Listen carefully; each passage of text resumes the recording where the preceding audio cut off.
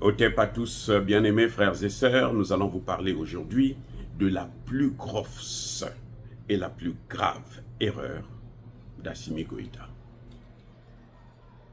Bientôt, nous aurons des Tutsis maliens au Mali, dans le Sahel. Conséquence, il y aura la révolte, ils auront besoin d'un territoire.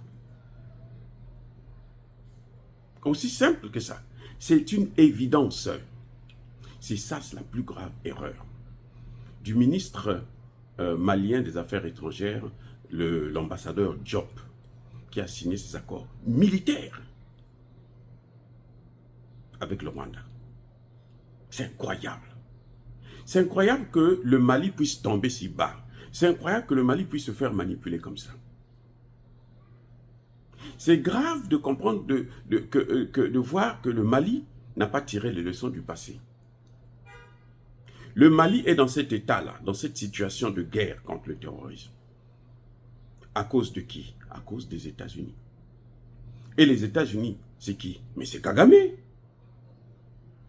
Ce que les États-Unis ont fait avec les terroristes, avec les Touaregs, les États-Unis, la France et tous les alliés là, avec les Touaregs, c'est ce que les États-Unis, l'Europe, sont en train de faire avec Kagame en RDC.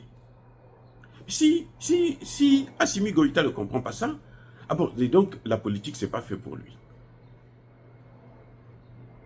Il y a des gens qui vont me dire que ce sont des accords militaires, ça n'a rien à voir. Mais justement, c'est ça, les accords militaires, c'est encore plus grave.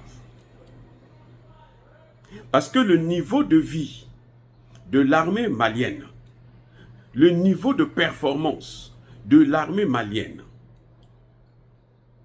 le niveau d'équipement de l'armée malienne, mais ça n'a rien à voir avec le Rwanda.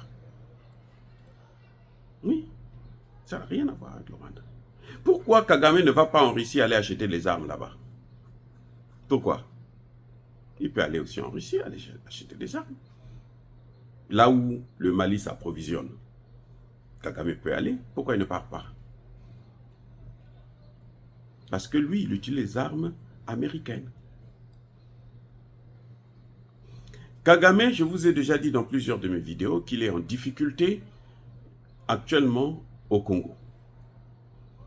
Aujourd'hui, au moment où je suis en train de réaliser cette vidéo, les combats se déroulent non loin de Bunagana. Non loin de Bunagana. À Kiindi, Kivindi ou Kiindi, quelque chose de ce genre. Et Bunagana, c'est à la frontière avec l'Ouganda. Et la ville de Rubaya est encerclée. Kagame a envoyé ses soldats pour reprendre les villes qui ont été, les territoires qui ont été repris par l'armée et les Wazalendo. À peine hier, ils ont échoué. Donc ils sont en difficulté. C'est ce que Kagame est en train de... C'est pour ça qu'il est en train de chercher des gens. Il veut les armes, parce qu'il ne peut pas aller acheter les armes en Russie. La Russie ne vend pas des armes n'importe comment. Donc, certainement que les accords militaires vont lui permettre de prendre les armes de la Russie depuis le Mali. Pour faire quoi? Question. Pour faire quoi? Pour aller tuer des Congolais. Alors, Assimi Goïta ne sait pas qu'aujourd'hui au Congo, on compte déjà 18 millions de morts à cause de Kagame. Ça fait 30 ans que le Congo est en train de pleurer ses hommes et ses femmes, ses enfants. 30 ans. C'est un génocide que les Occidentaux sont en train de taire, comme ils le font avec Israël. Mais ça, ne vous inquiétez pas, tôt ou tard, ça va sortir. Tshisekedi, qui avait été amené au pouvoir, le premier mandat, par les Occidentaux, ne pouvait pas le poursuivre. Mais tôt ou tard, un président congolais viendra sortir ce dossier, le mettre, envoyer Kagame à la Cour pénale internationale. Tôt ou tard, c'est-à-dire que les crimes de guerre, les crimes de génocide sont imprescriptibles. Il y a des rapports des Nations Unies qui sont là. C'est pas nous qui parlons. Les Nations Unies l'ont reconnu. Si même les Nations Unies arrivent à le reconnaître, eh bien ça... Maintenant, il y a un autre volet de ces accords, c'est les mines. C'est Kagame qui va apporter la technologie au Mali pour exploiter les mines. Les Maliens ont besoin du Rwanda pour exploiter leurs mines. Ou bien, Kagame va venir vendre les mines que le Mali n'a pas. Il va venir vendre ça au Mali. Ou bien Kagame va utiliser le Mali comme un moyen de blanchir ses mines. Vous avez entendu parler des mines du sang? Les mines du sang. Vous savez de quel sang il s'agit? Du sang des Congolais. Parce que ces mines-là, on les vole au Congo, en tuant des Congolais. Je vous ai déjà dit 18 millions. C'est-à-dire que là, Assimi Goïta, mais alors, il est décevant. Moi, il m'a déçu. Moi, il m'a déçu. Pour un président qui a un premier ministre qui est un grand historien, un très grand historien, peut-être même le meilleur de cette génération.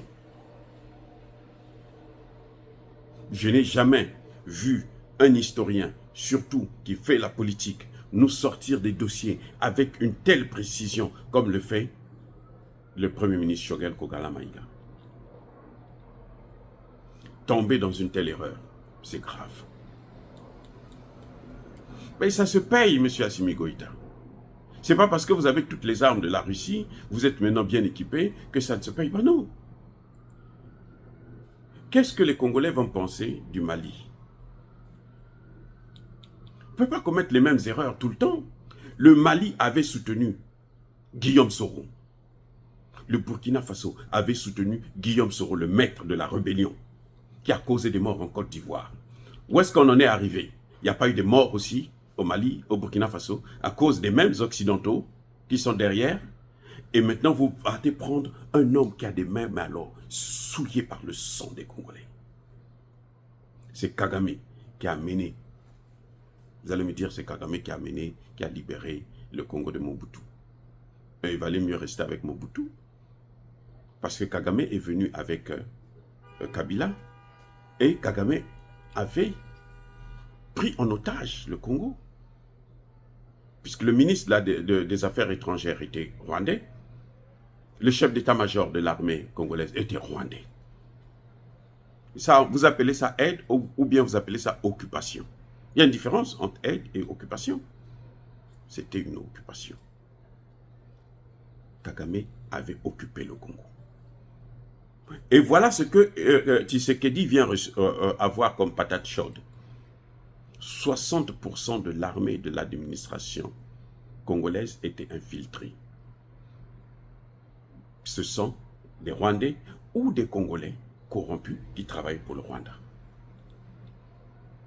Donc Kagame avait vraiment infesté l'armée et l'administration congolaise. Au point où quand Tshisekedi arrive, il prend une décision, ce sont des ministres, des conseillers et autres qui prennent une décision contraire. Et on met Tshisekedi devant le fait accompli. Voilà ce qui est arrivé. On prend la décision, les militaires sont attaqués, on leur dit, vous ne bougez pas, reculez, quittez vos terres, laissez-les rentrer. La décision vient d'en haut. Voilà ce qui est arrivé. Ce que Kagame est en train de faire au Congo, c'est exactement ce que l'Algérie, la Mauritanie, fait au Mali. Donc, si vous pensez que Kagame c'est un homme bien, alors laissez l'Algérie et la Mauritanie continuer à alimenter le terrorisme chez vous, pour le compte des Occidentaux. C'est-à-dire que c'est aussi simple, c'est logique.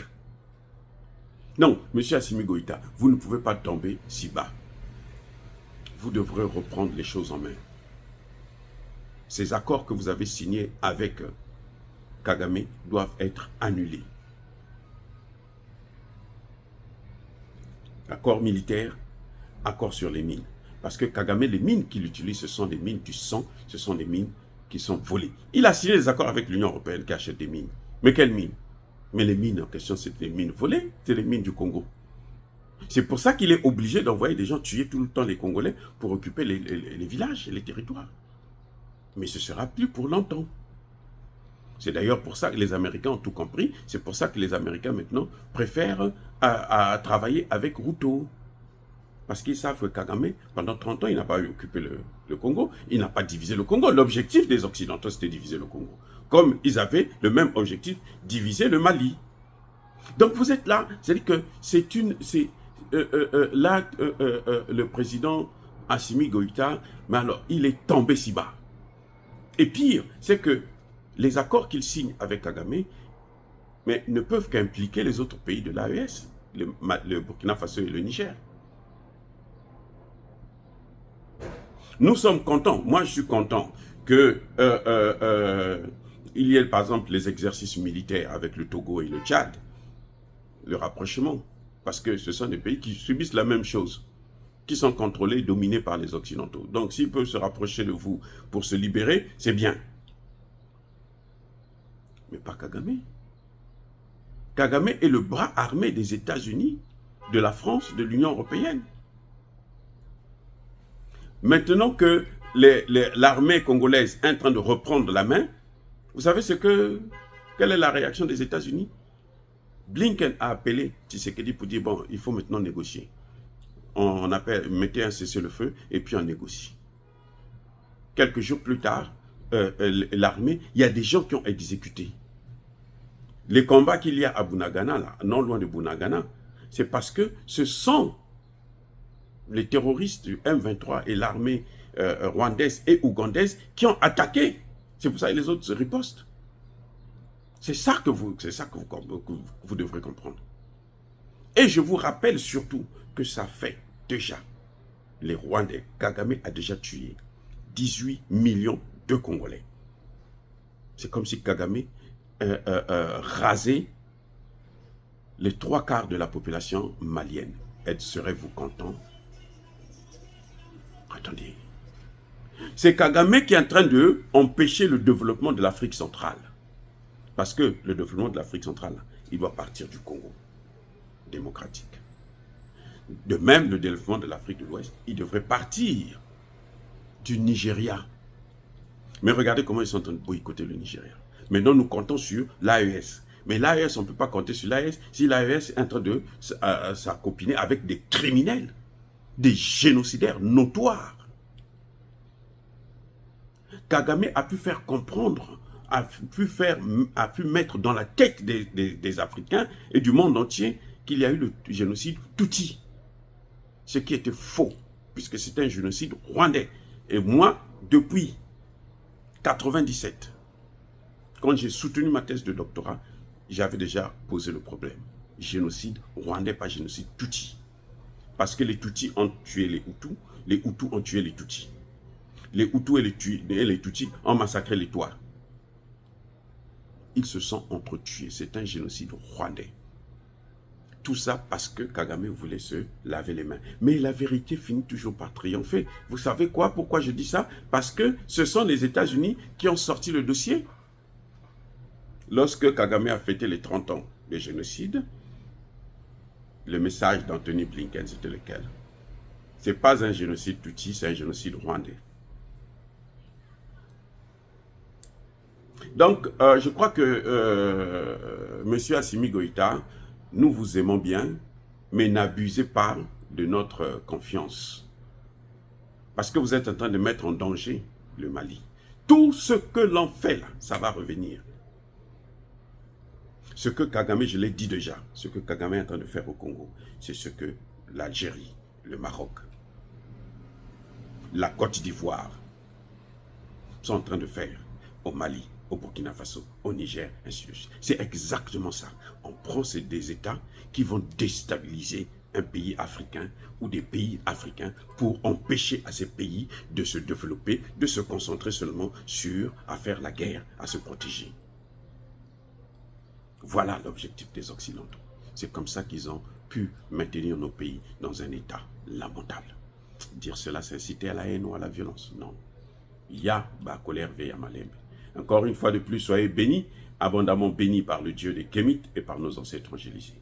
mais que tous ceux qui persécutent le continent africain, le pillent et le déstabilisent, qu'ils soient noirs, blancs, chinois, arabes, juifs, indiens, qui qu'ils soient punis, maudits, foudroyés, neutralisés, écrasés, effacés par le Dieu des Kémites et par nos ancêtres angélisés.